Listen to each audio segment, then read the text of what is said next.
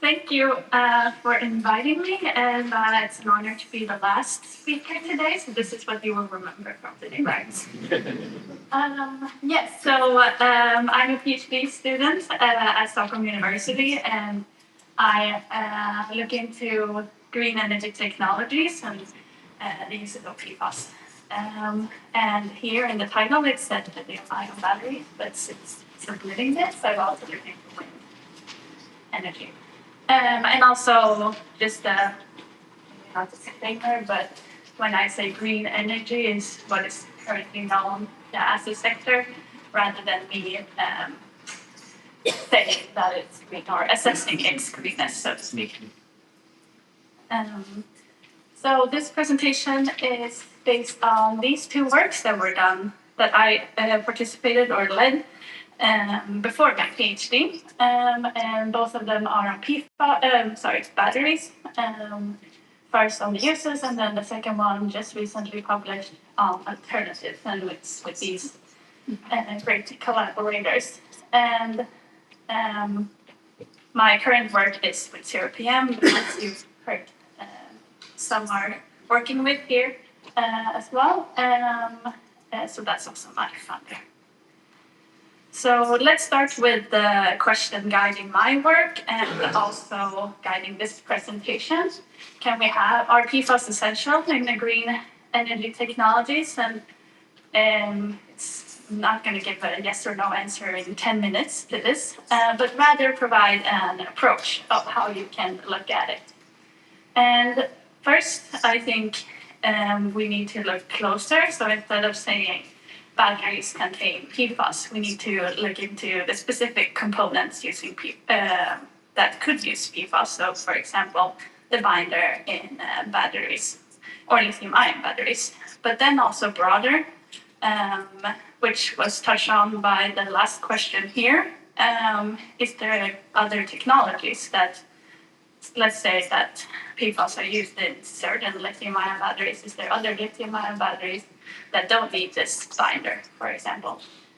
And I will show that there are commercially available alternatives, and then what I mean with that either is on the material side, so the components, or the technology side, the sub-uses, as I call them here. And then, of course, full alternatives assessments are necessary to avoid regrettable substitution, but this is rather a work that will be beyond this work.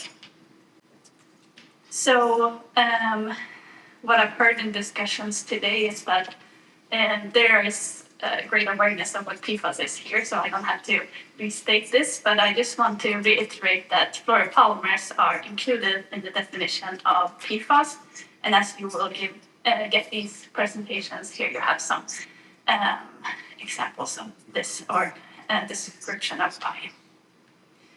So let's go into the first example that I've looked into in the first paper we published, and it's on the use of PFAS in batteries. And the largest volume is in the cathode, and rather the binder material in the cathode. And here it is used for structural integrity.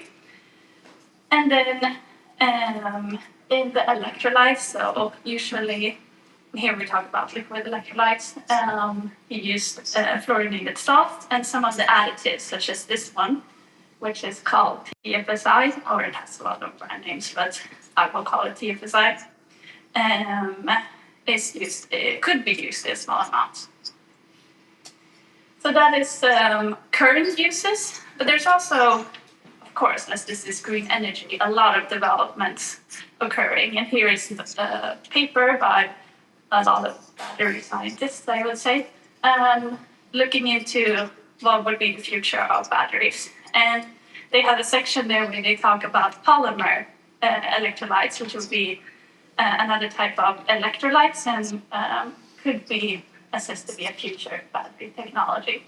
And here it is discussed that fluorine-based compounds is necessary today. There's also one example of a Teflon-like anion that they have. So this is the TFSI, but with longer chains. and then also some examples of applications currently on the market. But on the other hand, they also discuss, and yes, you will, it's a lot of text here, but that you have, as it's sustainable batteries, you need to also look into alternatives. So with that, I want to say that battery researchers are also looking into alternatives and not just promoting the PFAS materials that are used today. So as they are looking into alternatives, what are the alternatives that we have today? I didn't talk about anode, but anode is also one part of the battery, and in some statements that are going around currently, it could be discussed that the anode is also used, but this is not true. It's not using any fluoropolymer. But the cathode did. So what are the alternatives? We could have water-soluble binders or solvent-free and also binder-free, but for the first two here, examples are that were discussed previously, lithium-ion and non-ceramic, and also others. This is just examples. Benefits that are added are also that you don't need the NMP, which is a not so nice solvent when you produce these binders. And also they can be used in current infrastructure. And here is, I want to just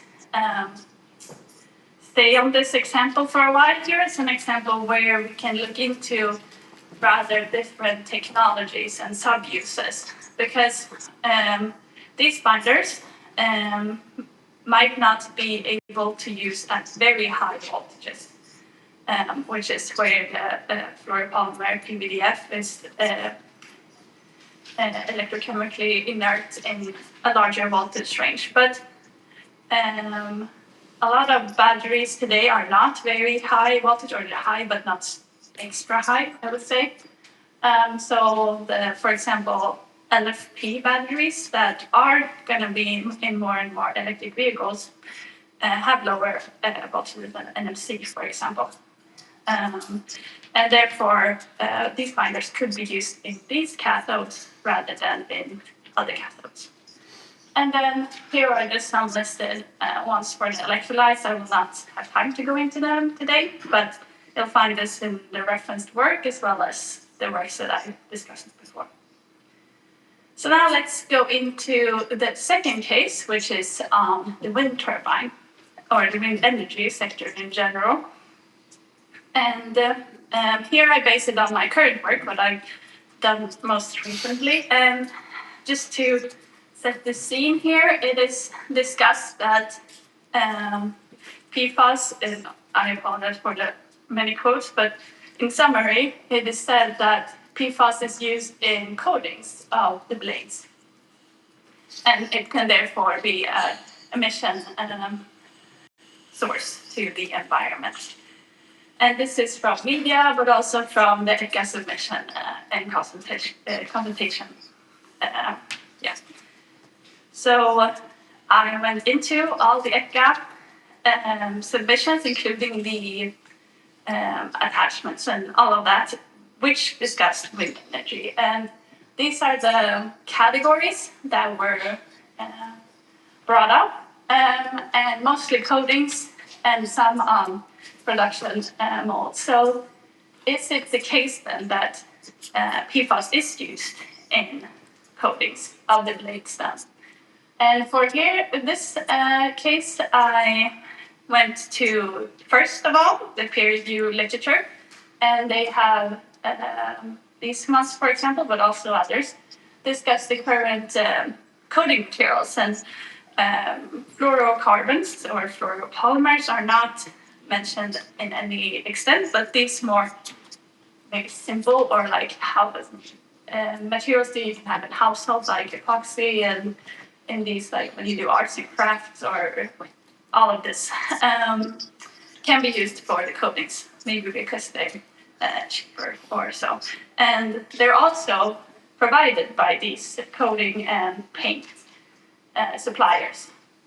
But to further this discussion, it's also said by Wind Europe, an association, that they are already using PFAS-free coatings. So therefore, we can say that the main component, which would be the blade in my, how I categorize it here, does not contain PFAS today. And also, if you look into peer review literature that is developing, for example, PFA or other coatings that are published just recently, they also say that it's not adopted on a large scale. And therefore, I will here present my kind of overview of how I look into these technologies and their use of PFAS. So I want to show that in some components you use PFAS, so for example the batteries, but that there could be alternative sub-uses. So here, for example, I have lithium NMC is the type of cathode chemistry, whereas maybe other cathode chemistries do not use it. Whereas for wind turbines, it's not even used, so then you can say that alternatives, if you would call it that, are already implemented.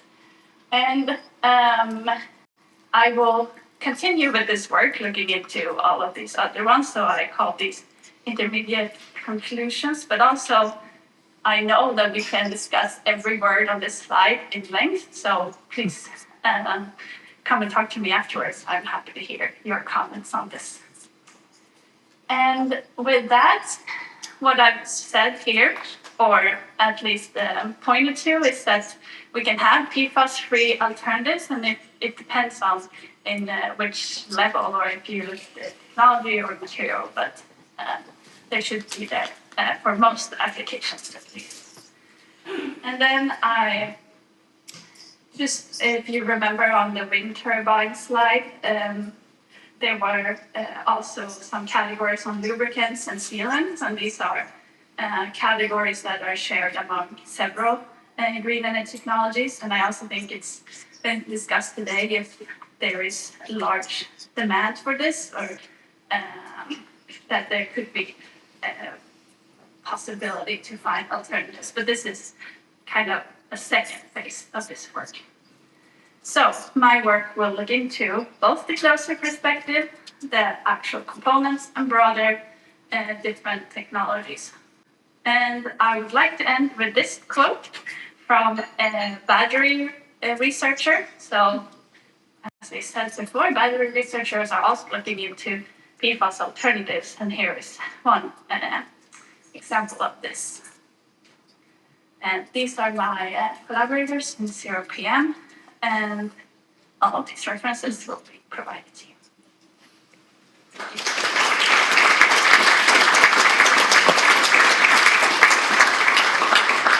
Thank you so much. That was really interesting, and I think we've had a few interesting presentations for our last session here. Before we break for discussion, we've got a few minutes for questions. So does anyone have any questions?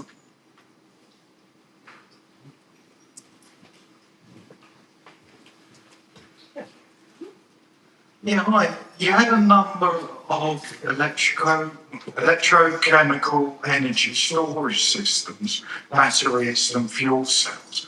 Did you look at supercaps? I have not looked at supercaps at all. I think it's very, like PFAS is broad in itself, and then extending into different use categories will be hard. But I'm trying to do this iterative, where I look at, for example, like I did wind and then continue. So we'll see maybe in the future. That's a good one.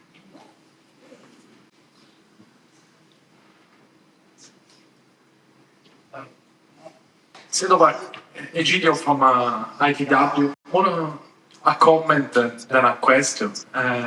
We do have a strong experience in lubrication, and I can confirm for wind energy, PTFE and other fluorinated compounds are not needed, even for the highest performance fluids. So on that one, just want to give you this information.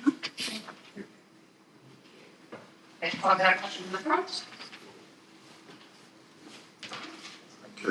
Thanks for your presentation. I just wanted to ask, in your work, were you looking at these alternatives, how they affect the efficiency of these products? And was there a measure of that by any chance? And is it economically viable?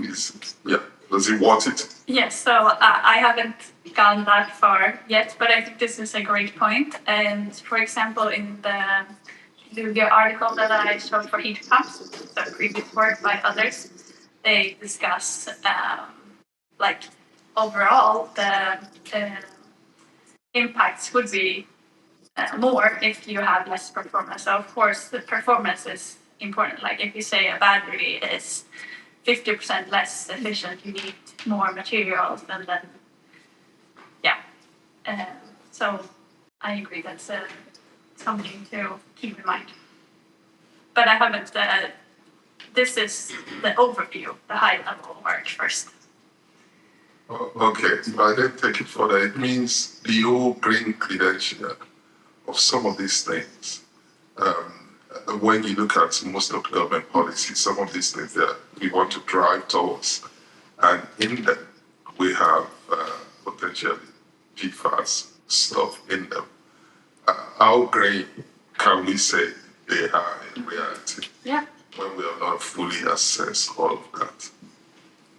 It's a great comment, and also, so my previous work was also something on recycling, so that's also a green aspect, how easy they are to recycle if you have PFAS. Any further questions? No? Okay, thank you again then. Thank you.